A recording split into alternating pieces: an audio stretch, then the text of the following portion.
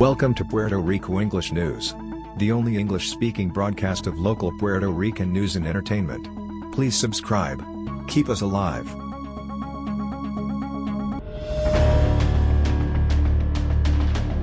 Saturday, April 2nd, San Juan, Puerto Rico, a police officer was critically injured during a routine traffic stop. When entering the grounds of the Vista Hermosa residential area, an individual got out of a vehicle and fired multiple shots at Agent Waldemar Burgis Rodriquez. Agent Burgis Rodriquez has been a police officer for 22 years, 5 of those years in the San Juan Motorized Unit. Now recovering from a gunshot to his head, doctors prepare to take him into the operating room to remove the bullet. In the last 3 days, the officer has reportedly responded to the voice of his chief commander and was able to move his arms and legs at the doctor's request. He remains in the intensive care unit. Police officers gathered Monday, April 4th and held a prayer vigil for the wounded officer and his family.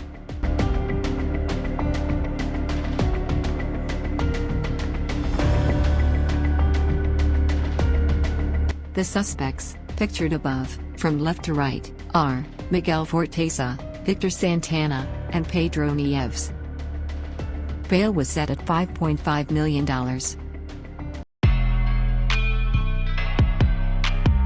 Sunday, April 3rd, Canovanas, Puerto Rico. The charred body of a person was found Sunday morning inside a car in the Cambalache neighborhood on PR 185, Ramal 962, in Canovanas, the police reported. In the burned car, there was also a rifle and a pistol. The body has not yet been identified.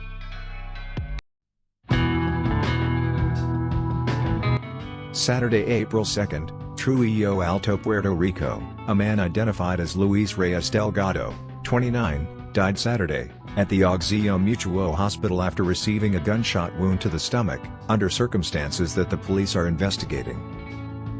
The events occurred at 2:25 a.m. in the business located on the PR 846 highway, near Lele Street, Trijillo Alto. Agents from the Carolina Criminal Investigation Corps took charge of the investigation.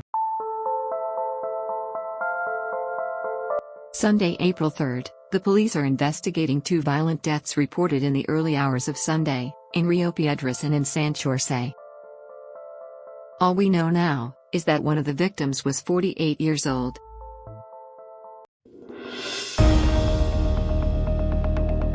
Sunday, April 3rd, Arecibo, Puerto Rico, a man was murdered this past Sunday morning, the police reported. Authorities identified him as Edgar Joel Rivera Colon, 26. According to the preliminary report, Rivera Colon sustained a gunshot wound to the chest around 4:25 a.m. His family members then transported him to a nearby emergency room where he passed away. The circumstances of how the events occurred are under investigation. Meanwhile, agents seized a white Ford Transit vehicle. Agent Carlos Medina Delgado, from the Homicide Division of the Arecibo Criminal Investigation Corps, CIC, and Prosecutor Luiso Martinez Otero are in charge of the investigation.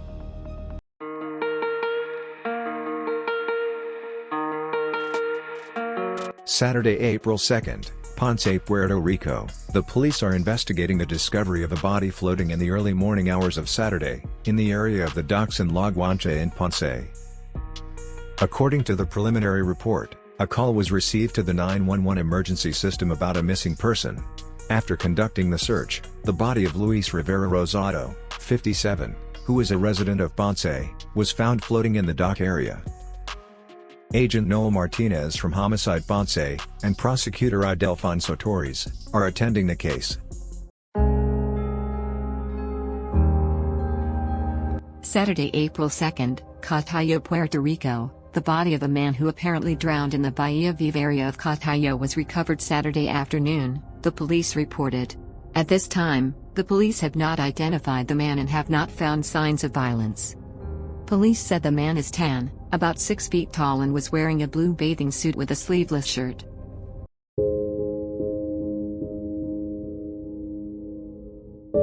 Wednesday, April 6th, Carolina, Puerto Rico, police disclosed this morning that a murder was reported in front of a school in Carolina. The man's body had multiple bullet wounds. His identity has not yet been released to the public. The police also found this morning the bullet-ridden body of a man under the bridge on the edge of Kennedy Avenue, in San Juan, Puerto Rico. Also in San Juan, 2 men were killed the night of April 5 on Las Cumbres Avenue, in front of the Villa Esperanza residential complex, in Cajimito, San Juan. Their bodies were inside an overturned bus, police reported. The police reported 157 murders so far this year, 21 less than the 178 registered on the same date in 2021. Tuesday, April 5, Aguadilla, Puerto Rico. The United States Coast Guard announced Tuesday the seizure of a shipment of approximately 1,000 kilograms of cocaine, about 2,205 pounds, valued at $20 million, on the west coast of Puerto Rico. The DEA also reported the arrest of 2 drug smugglers on the vessel.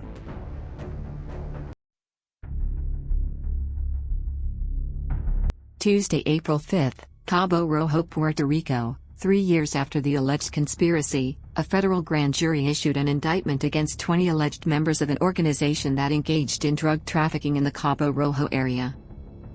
Of the 20 defendants, 10 were arrested in Puerto Rico. Meanwhile, in the United States, 1 was arrested in Buffalo, New York, another in Florida and 1 in Wisconsin. 4 were already in prison, including the alleged leader of the gang, Juan Gariel Rivera Surita, alias Gabby, pictured above. U.S. Attorney Stephen Muldrow pointed out that between 2015 and 2019, they distributed different types of controlled substances such as cocaine, crack, marijuana and Percocet, generating at least $21 million. They used force, violence and intimidation to maintain control of the areas in which they operated, he added.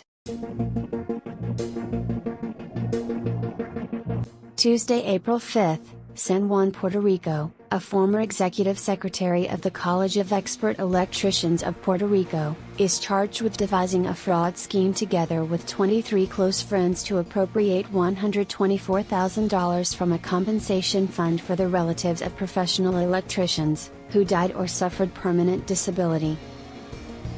The alleged ringleader of the plot, identified as Jennifer Ruiz Pacheco, faces 15 of the 63 charges filed by the Department of Justice. In total, 24 people have been charged. Officers arrested Ms. Ruiz Pacheco at her home.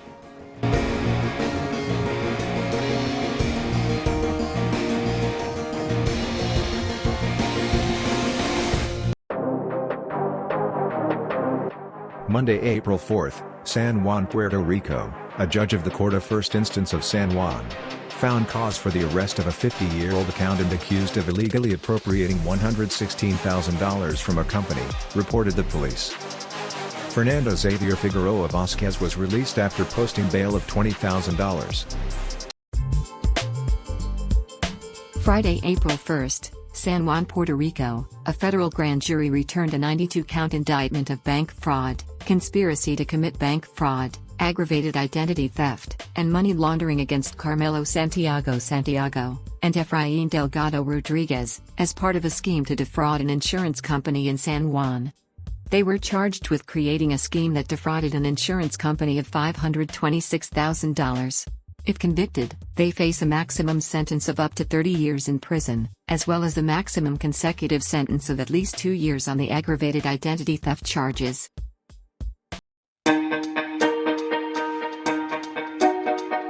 Thursday, March 31, San Juan, Puerto Rico. Former legislator Nelson del Valle Colon pleaded guilty to a criminal charge before Judge Sylvia Carreño Cole and avoided facing trial for corruption in the federal court in San Juan.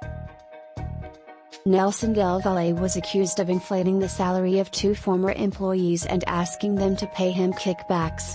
He reached an agreement with the federal prosecutor to accept responsibility for one of the 8 charges in the indictment and to pay restitution of $190,000. Wednesday, March 30, Bayamon, Puerto Rico. The Department of Justice informed the Bayamon Court of the identity of the star witness in the case against 5 defendants, for the murder of former boxer Hector Macho Camacho, and his friend, Alberto Mojica Marrero. Since the security circumstances of our witness have changed, we are in a position to release his name. The name of the witness is William Ojeda Ramos, stated prosecutor Janet Parra Mercado. The witness was thought to have been incarcerated. However, the prosecutor has not indicated how those circumstances have changed. The defendants are Wilfredo Rodriguez, Jesus Naranjo Adorno, Joshua Mendez Romero, Luis Ayala Garcia, and Juan Figueroa Rivera. On November 20, 2012, the famous boxer, Hector Macho Camacho Matias was in the passenger side of a car and was waiting for his friend, Mojica Marrero, in his native Bayamon, Puerto Rico, when unknown individuals approached the vehicle and opened fire on both of them. Mojica Marrero died at the scene, while Camacho Matias, who was champion in 3 divisions of the main boxing organizations, died 4 days later at the Centro Medico Hospital in Rio Piedras. Friday, April 1st, San Juan, Puerto Rico, music producer, CEO of Pina Records, Rafi Pina is now facing allegations of tax evasion. The manager to his fiancée Natty Natasha and longtime friend, Daddy Yankee, has had several run-ins with the law and recently faced charges regarding the possession of several illegal firearms in Puerto Rico. December 21, 2021, a federal jury convicted Rafael Rafi Pina Nieves for firearms violations, being a convicted felon, and possession of a machine gun. The sentencing was scheduled for April 1, 2022. The previous conviction was bank fraud in 2016. Rafi Pina's sentencing hearing is scheduled for April 18. His legal team is asking for bail while he appeals his conviction in the Boston, Massachusetts federal court. Tuesday, April 5th, San Juan, Puerto Rico. More than 8,000 cruise passengers arrived in the San Juan Bay on Tuesday aboard Royal Caribbean's Allure of the Seas, Celebrity Edge and MSC Seashore cruise ships, the Puerto Rico Ports Authority said. Cruise ships Allure of the Seas, Freedom of the Seas, and the Disney Wonder are among those arriving in San Juan this week. On Monday, April 4th, the largest cruise ship in the world revisited Puerto Rico. The Wonder of the Sea was spotted in San Juan Port. The Royal Caribbean behemoth cruise ship would be impossible to miss. The Wonder of the Sea has set records in tonnage, weighing in at 237,000 tons. The ship is 362 meters long and 64 meters wide. The ship holds 7,000 people and 2,300 crew members. It can cruise at 22.6 knots or 26 miles per hour. It has an impressive variety of restaurants, bars, dance clubs, coffee shops, movie theaters, nightlife, bands, music, gyms, spas, hot tubs, pools, rock climbing, water sports, water slides, kids parks, sea view rooms and suites.